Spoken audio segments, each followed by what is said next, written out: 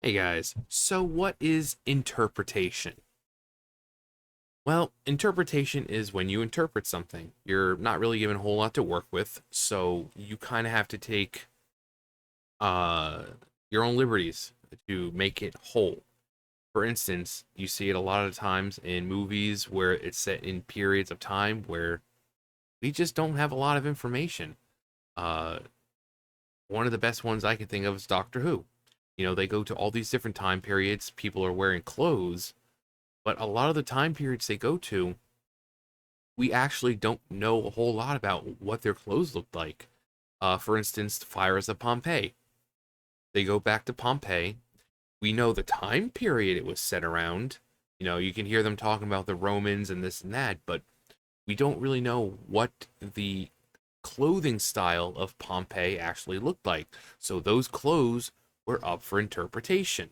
It's, you see trends and styles in certain parts of the world, and you kind of try to base it off that. Um, or say J.K. Rowling never gave a physical description of what Harry Potter looked like. Then making a movie, it would be up for interpretation. You can pretty much do whatever you want because she never gave a physical description, which obviously she did. That's just an example. But we have people who insist on taking characters who are established and who are given a physical appearance and changing them for no reason. So we have Magic the Gathering posting this, and Aragorn gave it a new name and called it Anduril, Flame of the West. Now, Anduril is the sword that he, from Narsil was reforged and became this. You could say this doesn't look like the one we see in the movie.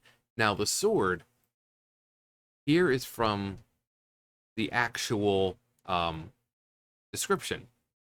Very bright was that sword when it was made whole again. The light of the sun shone redly in it, and the light of the moon shone cold, and its edge was hard and keen. And Aragorn gave it a new name, and called it Anduril, Flame of the West. So while the movie version is more of a standard, albeit cool looking sword, it's more up for interpretation because this is what the sword was described as. It doesn't say the length of the sword. It doesn't say the shape of the sword. So when you say the sun shone redly in it, you can say, okay, well, it looks like it's more gold, but okay, it's up for interpretation. That's what interpreting something looks like. Uh, so when you have something like the sword, which was given no real description, it doesn't have the length of the sword or the width of the sword or what the handle of the sword looked like or anything like that. If you want to make a sword and have it look like this and call it, Anduril, you can do that. It's up for interpretation. But this is Aragorn. Aragorn has a physical description. Let me read it to you. Um, so they're in the prancing pony, and there's this. So I'm going to read all of this just to, you know. Suddenly, Frodo noticed that a strange looking, weathered, beaten man sitting in the shadows near the wall was also listening intently to the hobbit talk. He had a tall tankard in front of him and was smoking a long stemmed pipe curiously carved. His legs were stretched out before him, showing high boots of supple leather that fitted him well, but had seen much wear and were now caked in mud. A travel stained cloak of heavy dark green cloth was drawn close about him, and in spite of the heat of the room, he wore a hood that overshadowed his face. The gleam of his eyes could be seen as he watched the hobbits. And then before this last one, um, Aragorn kind of something along the lines of he waved his hand and nodded or something like that. But he's kind of telling Frodo to. As Frodo drew near, he threw back his hood, showing a shaggy head of dark hair flecked with gray, and in a pale, stern face, a pair of keen gray eyes.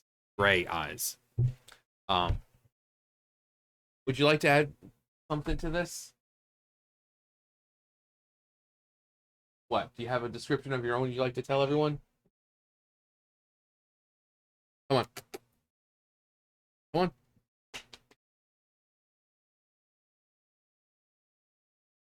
A little co-host for everything. Mwah. Isn't it right, Sam? Mwah. So, even though it's not a descriptive description, they're not going to deal, oh, he is 6'2" and this. No.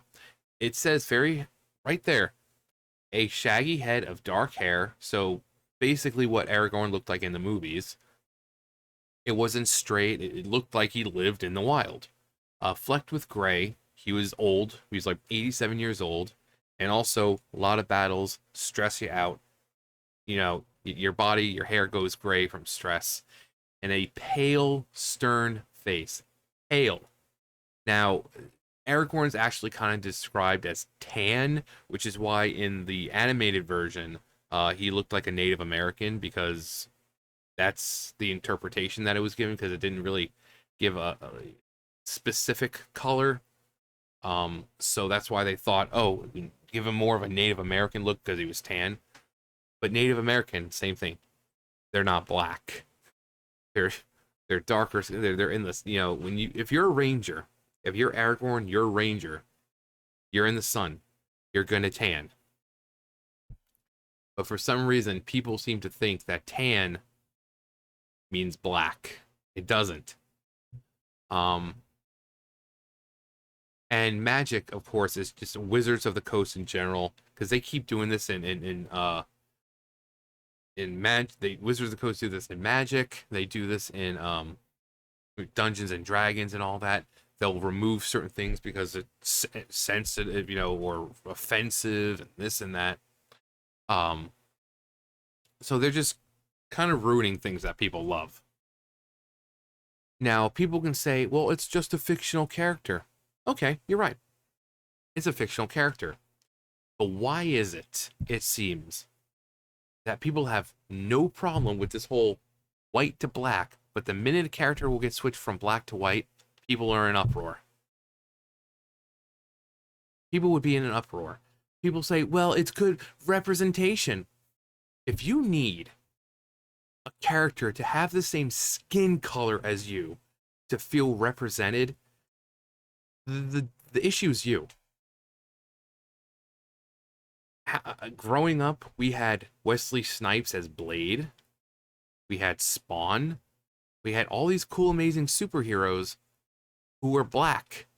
And did any of us say, oh, sorry, I can't understand or relate to this character because he doesn't have the same skin color as me?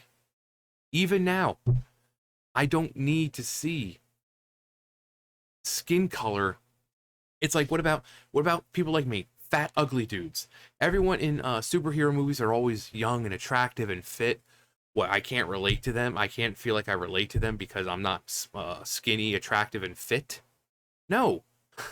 If you're looking at a character and you say, I can't relate to this character because he's not the same skin color as me, you're the fucking problem. Look at all... And I said this a few other times. Look at Dragon Ball Z.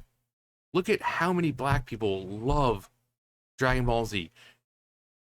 Goku, Vegeta, Gohan, they're all white. And yet, these black guys who are, you know, if you go on YouTube and look up, like, Dragon Ball Z reactions, a lot of them are black guys. They don't need the skin color of the character to reflect them to feel, you know, like they can relate to this character. So if you're looking at Aragorn and you say, oh, well, I just can't relate to him because he's not the same skin color as me, I'm sorry, does the character not have the same values as you do? Not fight for the same things you do? Not a kind, caring individual like you? Why does it have to be skin color? If you look at this Aragorn and, oh, I finally feel represented, Lord of the Rings is already diverse in a sense that anyone can read it. It's not going to, the book isn't going to like suddenly close itself and lock if you're black and you try reading it. It's already diverse. It's already been translated into almost every freaking language. It is diverse. It is inclusive. So if you're one of those small percentage of people where you say you can't relate to a character because you don't have don't have the same skin color as you, you're the problem. It shouldn't be about the skin color. So if you have a superhero, it should be about the trials and tribulations they go through, what they do to become that hero. If they kind of start out as, just a humble person, they have this greatness thrust upon them. It should be that journey, something that you can relate to and say, you know what? If I was in that situation, it's not skin color. And when you say up for interpretation, oh, this is an interpretation. Well, Aragorn has a description. Again, if he was given no description at all, like Legolas. If Legolas was given no description at all, and he wasn't really described as pale skinned or fair skinned or whatever, if he wasn't given a description and you wanted to make a black Legolas, go ahead, because it's up for interpretation. If we're not given a physical description of what these people look like, it's up for interpretation. But unfortunately, you see this all too well now with comic books and everything. I mean, Nick Fury, as much as I love Samuel L. Jackson, I love Samuel L. Jackson's interpretation as Nick Fury. I will say it's interpretation. But same thing, Nick Fury was white. And then they just kind of made him into Samuel L. Jackson. And then after that, the comic book reflected that. But I still love the character. I don't have to see a white Nick Fury to relate to him. Actually, I think I probably relate more with Samuel L. Jackson. Just with the foul mouth and the motherfuckers and this and that. I relate more to Samuel L. Jackson than I did the original Nick Fury. So, me, I don't have to see my skin color, or I don't have to see fucking fat, ugly white dudes portrayed on screen to relate to them. I don't get this mentality that people need to see themselves represented. It should be about the character themselves, their personality, the things they go through. Like Superman, it's like, oh, we're gonna make Superman black. Why not just make a Kryptonian who's black? Why does it have to be Superman? Superman, he comes to Earth completely, he's alien to us. He's in a brand new world that looks strange to him. He's taken in by the Kents. He's raised to be good and decent. And when he starts discovering that he has these powers, he's told to use them for good. He dedicates his life to save people. He goes through so much crap and still does what's right. He still does what's good. He still puts everyone else ahead of himself. These are things that people should be looking at and saying, I like that character. It's not, oh, well, Superman's a great character and all, and, I love how he's selfless, and, the fact that he was raised by the Kents to be good and honest and true, but he's not the same skin color as me, so I guess I just can't relate to him. It makes zero sense, absolutely ridiculous, and people who continue to do this are basically saying that, black people, you're just... Sorry, guys. In fact, there's actually a quote tweet, or not a quote tweet, quote tweet. Let me find it so I can find the exact thing here. Joe Pesci. Hang on, let me find it. All right. Of course, good old facts with Double D. Turning a white character black for the sake of diversity is not only racist, but it tells black people they're not good enough to have their own characters. Because you never see that. You don't really see them creating awesome new characters who are black. It's taking existing characters who have been around, like Superman has been around since like what, the 30s, 40s, and then just like, oh, we're gonna make him black. Why? Why not just make a black Kryptonian? And people could say, oh, well, we do, but then you complain about it because they're always badly written, because they're always made black for the sake of making them black. These characters get created, and no one seems to take the time to put in an awesome backstory or a reason for us to become invested in them. You're just making them black for the sake of being black. You don't give a crap about the personality or any real personality. Uh, Nowadays, as I've said, when people make these diverse characters, the diversity, the skin color, what's between their legs, and pronouns all come first, and then the backstory, personality, all that comes later, and that's why the characters are so bad. So, if you were to take not Superman, but say a black Kryptonian, and you gave him an awesome backstory, you made him an awesome character, one who didn't just go around saying, "Oh, we have to fight the white patriarchy," because that's what all these superheroes are now, and these comic books are just basically activists. If you were to make an actual character who was relatable, people will like it. If you were to make a character who is like Aragorn, maybe a long distant kin of some sort, and he was black, and made him a cool character, one people could relate to. People, we get to see who he is and relate to him. That would be fine. But why take established characters and make them black? And you don't see, becoming Asian or becoming Hispanic. It's like always becoming black.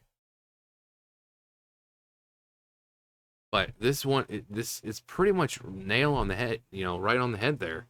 They're saying you're not good enough to have your own characters, so we have to take established characters and recycle them and make them black, or taking characters and just making them gay for no reason.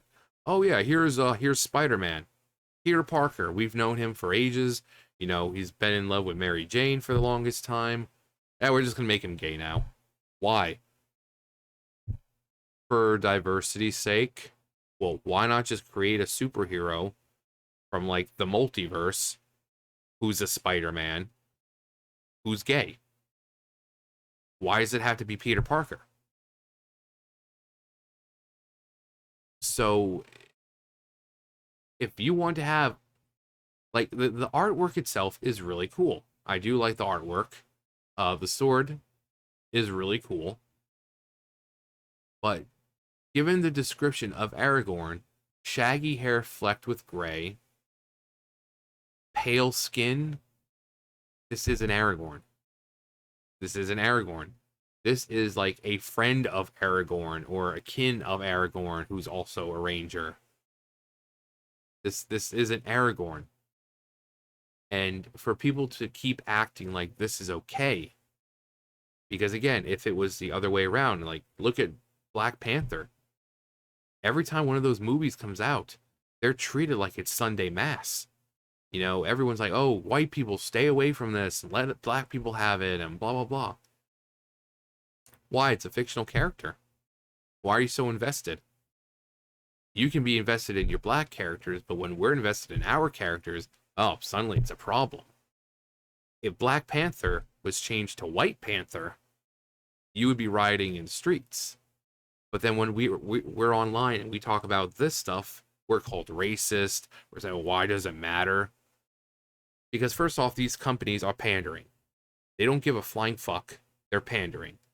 Second, they are treating black people like they're just not good enough to have their own characters. So we've got to take established characters and turn them black, because apparently you guys aren't important or good enough to have your own characters. Three, the people who look at these characters and can't relate to them unless their skin color is represented, you're the problem. Again, growing up, Fresh Prince of Bel-Air, Family Matters, I didn't have to be part of the Banks family or the Winslow household and be black to relate to these characters. I didn't have to be black to look at Uncle Phil and learn something from him and to admire him. I didn't have to see myself in those characters to feel a connection to them. And that was me when I was just actually, I was never, I'm like, even here, I was like, what, 50 something years old. I'm like 150. So, but You see, the Jeffersons. You don't need skin color to feel represented, with these characters. It should be the character of this. I mean, it goes with that whole Martin Luther King thing. You're pretty much judging these characters by their color, not the content of their character. When you're looking at a character, you should feel connected and represented by the content of their character and not the color of their skin. Again, look at the black community with Dragon Ball Z. They love it. They love Goku and Vegeta because they represent this idea of masculinity, hard work, determination, and they like that. They can see themselves in those characters. It's like, oh well, I would relate to these guys, but they're Saiyans, and Saiyans don't exist, and they're from outer space, and they're white, so I clearly can't relate to these characters. So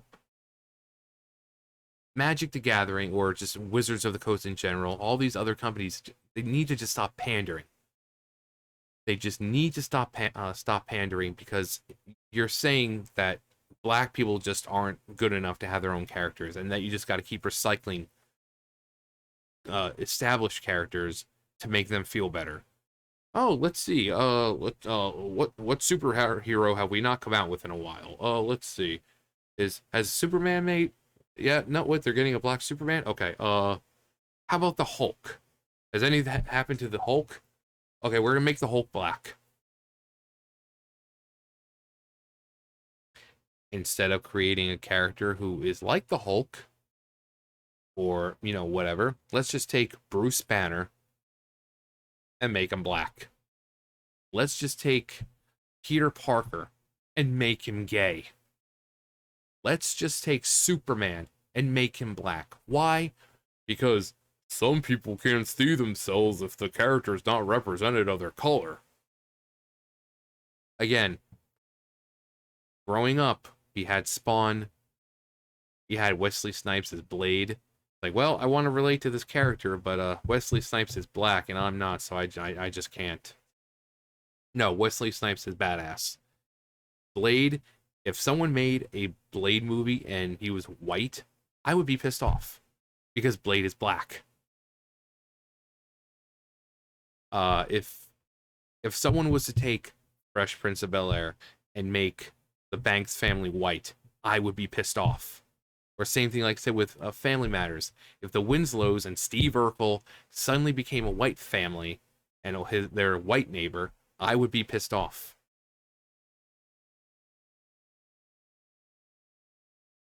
Why are people not more pissed off about established works constantly being changed simply for representation? That really doesn't even need to happen. It's Lord of the Rings. It's already diverse, like I said, in the sense where anyone can pick it up.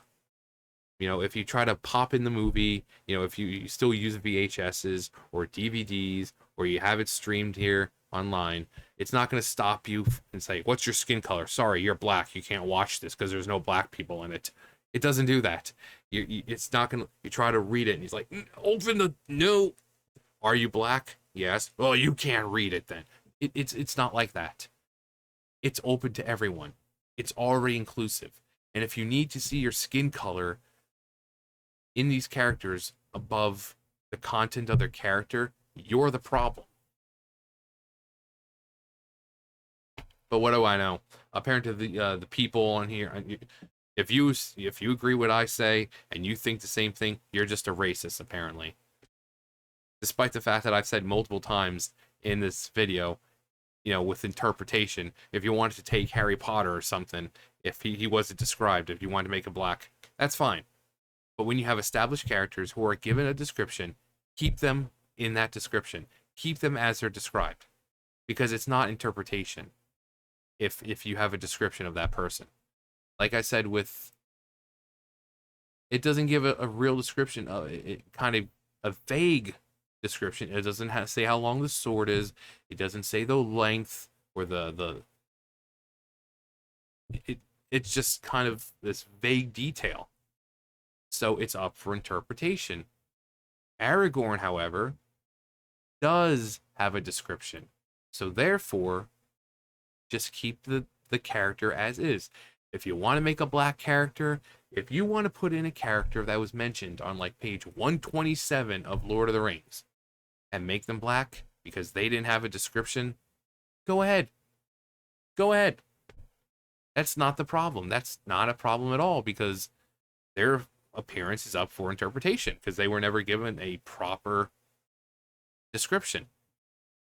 Like if there's a guy standing at the door and he talks to one of them and then he gets killed by the Nazgul riding by and you want to make that man into a card because he's a hero or something, go ahead, make him black. He was never given a description. He was on in the book for like 2 seconds and was killed. If you want to make him black, go ahead.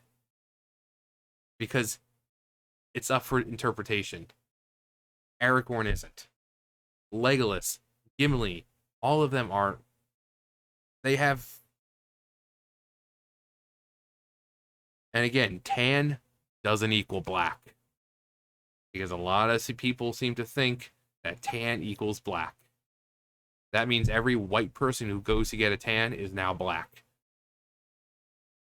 So, tan doesn't equal black. It's just darker. So, anyway. Content of the character, not the skin color. That's what you should be basing it on. And if you look at a character and can't relate to them, as good of a person as they are, as heroic as they are, and as relatable, if you can't relate to them because of their skin color, you're the problem. Anyway, that's going to do it for me. You guys know the drill. I'll see you guys later. Bye, guys.